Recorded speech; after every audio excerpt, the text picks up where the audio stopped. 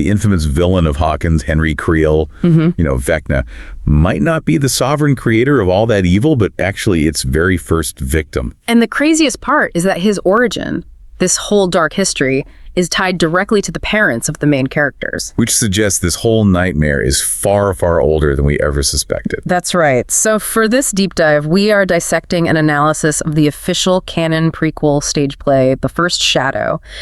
And this isn't, some fan theory. No, this is official. Co-written by a Stranger Things writer. Exactly. And it doesn't just expand the lore, it fundamentally contradicts, maybe even overwrites a huge chunk of what we thought we knew from season 4.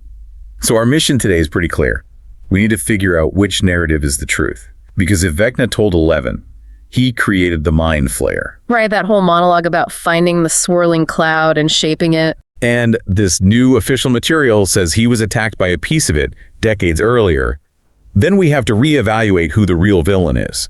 So we're cutting through the confusion, establishing the real timeline, and figuring out how Henry Creel became 001. Okay, so to unpack this, we need to start way back, nearly 2 decades before Henry was even born. We have to go back to 1943 in Philadelphia. If you want to understand the lab in Hawkins, you first have to understand the ghosts of 1943. This is the moment the door was first kicked open to what our sources are calling Dimension X. The upside down, basically. Basically, the U.S. military was running this top-secret experiment, Project Rainbow, trying to make the USS Eldridge invisible to German radar. And they weren't just trying to mask it. They were attempting to literally bend light and reality around the ship. It sounds like total sci-fi, and, well, it ended in catastrophe. A complete catastrophe. The experiment didn't make the ship invisible. It physically shoved the entire vessel and its crew out of our dimension. And straight into the upside down. All the crew members died, just a horrifying death. But there was one lone survivor, a man who was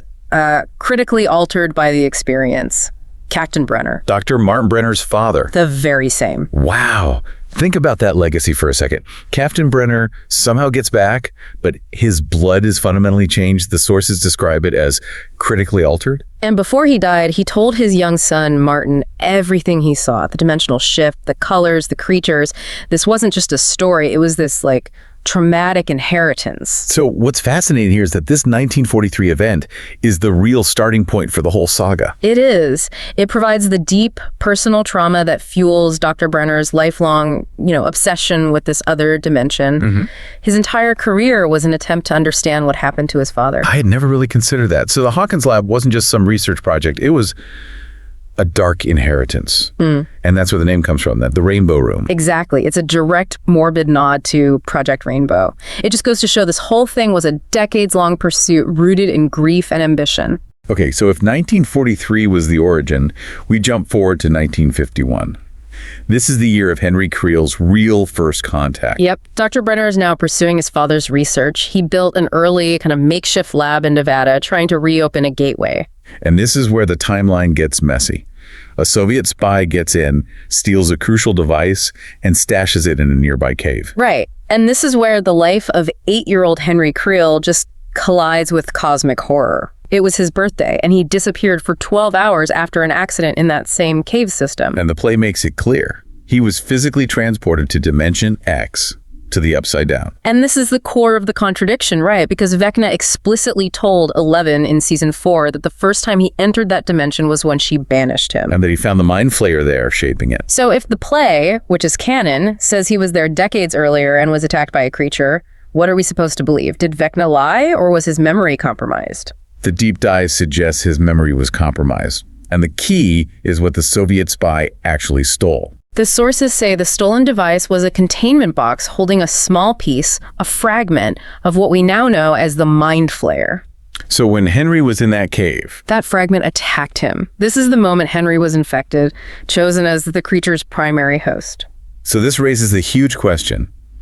If he was attacked and infected at age 8, he's fundamentally a vessel, a victim first.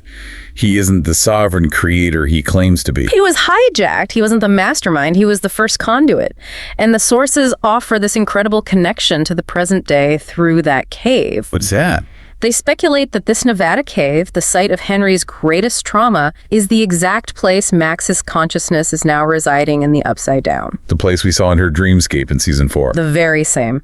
That location was likely his childhood hideout, his version of Will's Castle Byers before it became the site of his infection. It makes sense Vecna is reluctant to go there in Max's mind. It forces him to confront his own victimhood. And that trauma, it had immediate physical effects, right? When he returned after those 12 hours, he was changed. Permanently. Just like Captain Brenner, his blood was altered. He suddenly had these psychic abilities and his personality was completely destabilized. Which is what leads the Creel family to Hawkins in 1959. Henry had nearly murdered a classmate and they were desperate for a new start. And now we get to the heart of the generational trauma. Henry enrolls at Hawkins High, who is, a troubled outcast, but he finds one person who sees past it all. Patty Newby. Patty Newby. She is absolutely key, his only friend, his love interest, and she's the adopted daughter of the Hawkins High principal. And for anyone doing the lore math at home, that principal is the father of Bob Newby. Bob the Brain Newby, exactly. Patty is the last flicker of humanity Henry is desperately trying to cling to. And this is where it gets just wild. The play reveals Patty wasn't the only familiar face in the halls. Young Joyce, Jim Hopper, and Bob Newby himself. We're all classmates of Henry Creel at Hawkins High in 1959. We even saw a little reference on the Oklahoma poster in season 4 that confirms it. Wait, so the 3 main adults who end up saving the town, Joyce, Hopper, and Bob, were literally in high school with the monster that would eventually chase their own kids. It shifts the whole narrative. This isn't just some monster invading a town. It's a traumatic classmate reunion that spans 30 years. It's an incredible weight of inevitability. And the play details this deep connection between Henry and Patty. He even uses his powers to try and help her find her biological mother, which leads them to the attic of the Creel house. The place with the rose-colored glass windows. That's the one. Yeah. And their search is interrupted by her father, the principal. And this is where it gets really interesting. Henry loses control. Or, well, the mind flayer inside him asserts itself. He violently attacks the principal, blinding and severely injuring him. This is the first recorded instance of that signature Vecna murder method. But the principal survives, at least initially. Crucially, yes. And while recovering, he tells Patty that he clearly saw the mind flayer attacking him and that Henry was fighting it, trying to save him. He pleads with Patty to rescue Henry because he knows he's a victim under its influence. So there's an eyewitness account from Bob Newby's dad confirming the mind flayer's influence back in 1959. Long before season 1.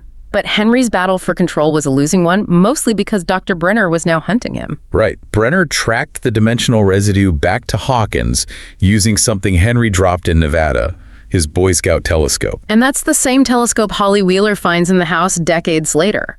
Brenner used it to find the Creels, approached Henry's mother, Virginia, and convinced her that Henry needed special treatment. And the sources reveal Brenner's role was just monstrously manipulative. He didn't just study Henry, he actively encouraged him to kill small animals. Like Dustin's mother's cat, if you remember that bit of lore. He did it to increase Henry's power and accelerate his plan to open a gate. But Henry, thanks to Patty, was still resisting. So Brenner did the absolute worst thing he could. He subjected Henry to a brutal memory recall process, basically an early version of the Nina project he used on 11. He flooded Henry's mind with the repressed trauma of the mind flayer attacking him in the cave when he was 8. It shattered Henry's resistance. It allowed the mind flayer fragment to fully seize control. In those final moments, he fled the lab, went home, read his mother's mind, saw she was going to send him back. And driven by that betrayal, he let the creature unleash its power, committing the Creel family massacre. The final scene of the play takes place at the school performance of Dark of the Moon. A very symbolic play, by the way. About a witch boy who experiences humanity through love, only to be rejected. Patty was the star. Henry tries to get her to flee with him, but Brenner arrives. He correctly identifies Patty as Henry's weakness, the human connection stopping a total takeover. In the confrontation, Henry pushes her off the stage, he's captured, and the Soteria device, the inhibitor, is implanted. And that creates the docile orderly we meet in season 4. Okay, now connect this to the bigger picture. This is the massive, horrific secret about the other numbered children. So Brenner realized an inhibited 001 wasn't enough power. So what did he do? He took Henry's dimensionally altered blood The blood changed by the Mind Flayer in Nevada. and began injecting it into pregnant women. So that's the origin of the other children, including 11. Her mother, Terry Eyes, got the injection. That's why they both had powers. Yes. Every child in the lab, from 002 to 011, is a genetically altered extension of Henry Creel's bloodline, created by Brenner to replicate the Mind Flayer's power. It transforms the whole thing from a government experiment into a multi-generational, blood-soaked family tragedy. Which brings us to season 5, and why the Puppet Master theory just got a massive boost. The sources are pretty clear. The Mind Flayer is the ultimate antagonist. It's been attached to Henry since he was 8. Vecna is just its most powerful host. And his plan to kidnap children isn't just malice. It's the Mind Flayer's design to create a child army using his own bloodline. And there's visual evidence for this, which is really hard to ignore. You have to pay attention to the eyes. The opaque, swirling white eyes. Only Vecna, when he's fully transformed, and Will Byers, who is invaded in season 2, have those eyes. And only those two, the infected hosts, can directly control the Demogorgons. 11 can fight them, but she can't command them. It suggests the command mechanism is tied specifically to Mind Flayer infection, not just general psychic ability. Which leads to a pretty chilling prediction for the final season. Vecna ignored Will in season 4, even though he sensed him. Why? The theory is that Vecna knew a fragment of the entity was already inside Will. He left him alone because Will was already a sleeper agent. The Mind Flayer's perfect contingency plan. And that sets the stage for the climax of season 5. Will, manipulated by the fragment inside him, joining Vecna or leading the Demogorgon army against Hawkins. The character who started the whole adventure has to be the one who ends it. By fighting the darkness inside himself. Okay, so let's quickly recap the biggest reveals from this deep dive. 1. Vecna was a victim of the Mind Flayer long before 11 banished him, making the creature the true original villain. 2. Brenner created the other children by injecting pregnant women with Henry's altered blood, making them all extensions of his family tragedy. And 3. The generational trauma is far deeper than we thought, connecting the parents directly to the monster's origin. That third point is the one that really sticks with me. The play reveals that young Joyce, Jim Hopper, and Bob Newby were actually working together in 1959. Doing what? Investigating the strange animal deaths in Hawkins, the deaths caused by Henry under Brenner's supervision. They were already hunting the same problem when they were just kids. Think about the weight of that for a second. For you as the listener and for those characters, the parents were all hunting this monster when it was just a troubled psychic teenager. What must it feel like for Joyce and Jim to realize that the entity chasing their children, the literal face of evil they are fighting now, is a troubled classmate from 1959? It just closes the loop, doesn't it? It shows how deeply rooted this horror is in the soil and history of Hawkins. And it ensures that nobody can ever truly escape the past. If you enjoy this video, please like, share, subscribe and hit the bell to the later update from my channel. Thank you for watching till the end and see you in the next video.